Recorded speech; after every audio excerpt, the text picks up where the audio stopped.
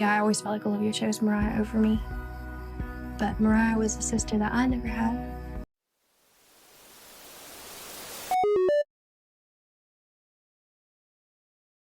Hello and welcome to Happily Ever Reality. Today we are talking about Plathville, Season 5, Episode 2. The show starts off with Micah and Barry at the gym together.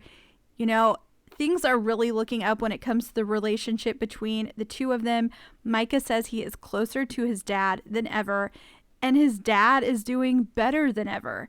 He said it wasn't too long ago that his dad had started losing weight, was losing some hair, and now he has come back and he is healthier than he was before. So it seems like Barry is really taking what is going on in his personal life and finding a way to turn it around and make it something that's better for him. And this looks like it might actually change his relationships with his children. After this, we see Olivia back home in Tampa. Ethan isn't there because he's already went back to Cairo, but Nathan still lives there. While Olivia is there, she is talking about her sister, Lydia Grace. And from what it sounds like, Lydia Grace was the black sheep of Olivia's family. It sounds like Lydia Grace was just blamed for everything that was going wrong, didn't like her behavior, and it was really difficult for Olivia and her to be close because of that. So they are trying to work on their relationship. They just reconnected 9 months ago, but they haven't actually spent a lot of time together. It's mostly just been talking over the phone.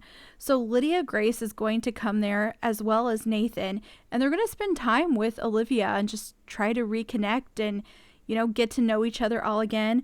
So, this is another relationship that seems to be improving on this show. But while Olivia is waiting for Lydia and Nathan to arrive, she hears a knock at the door. It is Ethan. He has returned home for a surprise visit, and he's going to be staying overnight. This is not something that Olivia was expecting. And even though she doesn't flat out say she's upset, she does worry a little bit that this might be overwhelming for Lydia because there's a bit of history there with Ethan. And it doesn't sound like it was a big feud or fight, but it just sounds like because Olivia and her didn't get along, it sounds like Ethan had some perceptions of, the type of person Lydia was, and that hindered that relationship as well. Last time I saw Lydia Grace, I didn't necessarily have a good impression of her. She was the family rebel for sure. After this, Lydia and Nathan finally arrive over at Ethan and Olivia's home. They all hang out together. They seem to be having a pretty good time, but it's during this part of the show where we find out there's a very convoluted history when it comes to Moriah, Olivia, and Lydia Grace. I'm going to try to explain this the best that I can, but here's what it sounds like to me. It sounds like prior to Ethan and Olivia getting married, that Moriah and Lydia Grace were really good friends. And then Olivia was friends with Moriah. Olivia's parents were discouraging her from being close to her sister because they viewed her as being very rebellious and doing things that were not Christian. So they were discouraging that relationship. After Olivia and Ethan got married, it sounds like Olivia made Moriah make a choice or encouraged her to make a choice to no longer be friends with Lydia Grace. So Lydia Grace loses her sister because her sister is severing that relationship, but then also loses her best friend Moriah because Moriah is making the decision to side with Olivia. When Olivia is talking about the situation, she is really honest. She says that there is a different perspective of everyone that is involved. So Lydia Grace, Moriah, and herself are all going to tell about what happened a little bit differently. So there is a part of this where Lydia Grace talks about her relationship with Moriah. I'm going to go ahead and put a clip in of that here. When everything happened after Olivia got married, and I was not in Olivia's life. So anyone who was not in Olivia's life was not in Moriah's life. When Lydia is talking about the situation, she actually says, I never got to say a proper goodbye, and she's crying. And I found that a little bit surprising because that implies that whatever happened, it was very abrupt. To not even have a conversation where you sort of say, you know what, I understand you don't want to talk to me anymore, and you sort of end things. It sounds like they just quit talking to her all of the sudden. And I'm sure that was incredibly difficult to feel like she lost her sister and her best friend.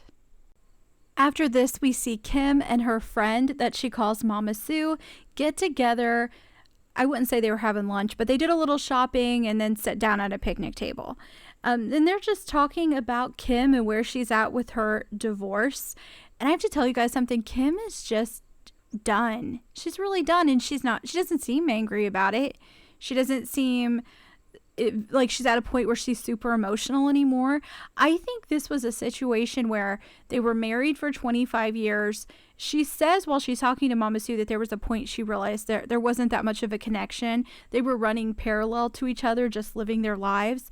I think it just slowly happened. So it's not one of those things where all of a sudden you're fighting and you're angry and you're going to get a divorce and you're super emotional. I think it slowly happened for Kim. And now that she's in a position to leave, she wants to, and she's okay with it. And I don't know. I mean, it just sounds like it's over. It sounds like after a while it wasn't working for them anymore.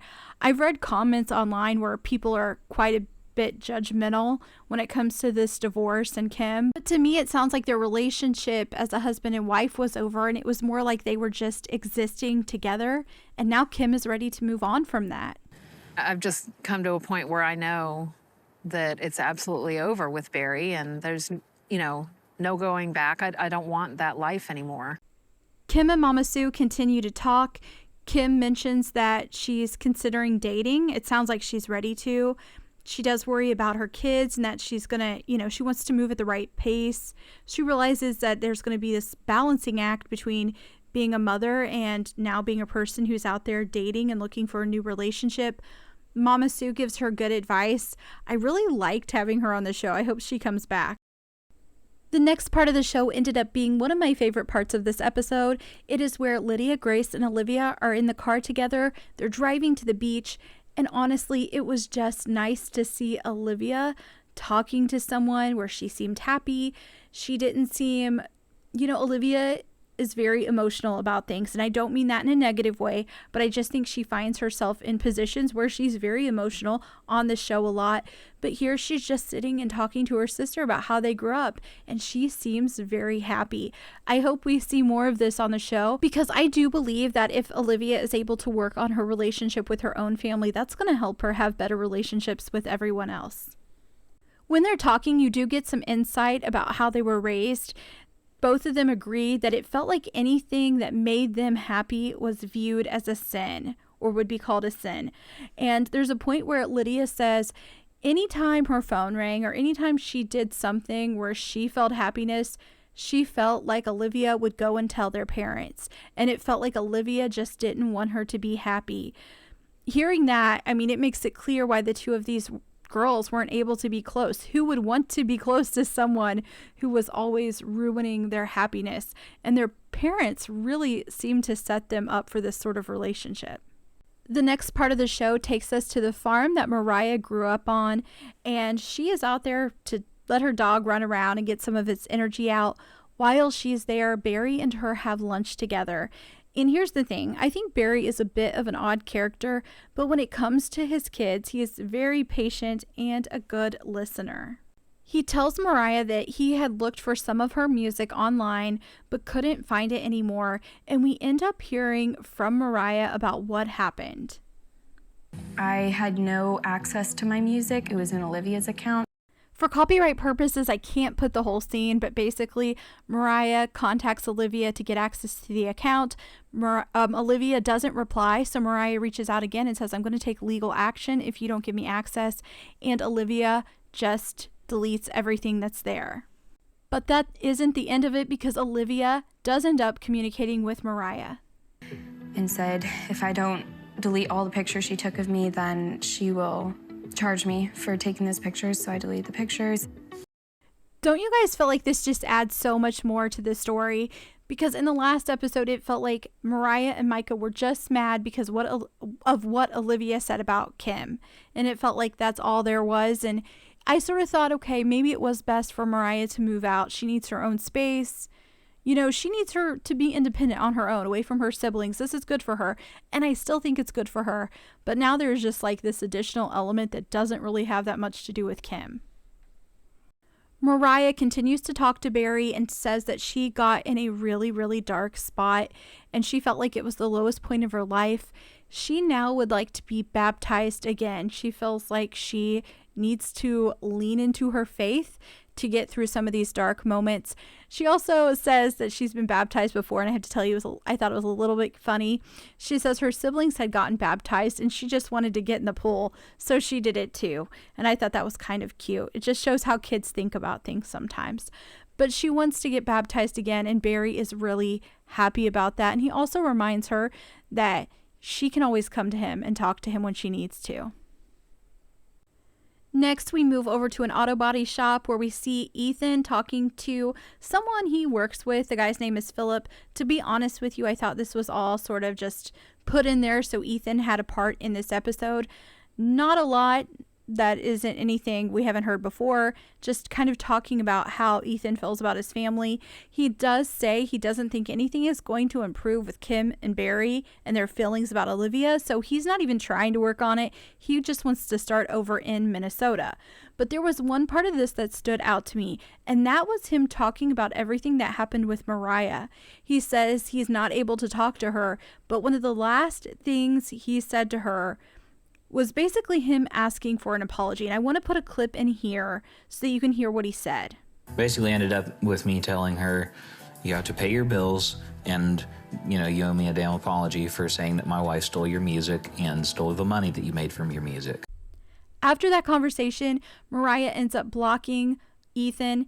I can't blame her, because even though I don't know what actually went down with Olivia and Moriah, I will tell you, I would never apologize to someone who stole from me. Now, did Olivia steal from Moriah? I don't think so. I don't think that's what happened. But Moriah thinks so. Moriah believes it, and that's all that matters. If Moriah believes Olivia stole from her, she is not going to apologize. And I think Ethan expecting that was almost ridiculous. They needed to work the situation out and then offer up some apologies at that point. But she's not going to apologize until she understands that Olivia did not steal from her.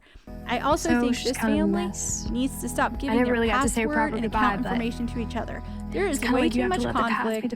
They go back and forth about how they feel about each other, and then the other person has their password and account info. That is a no. The Plath family should not share that stuff.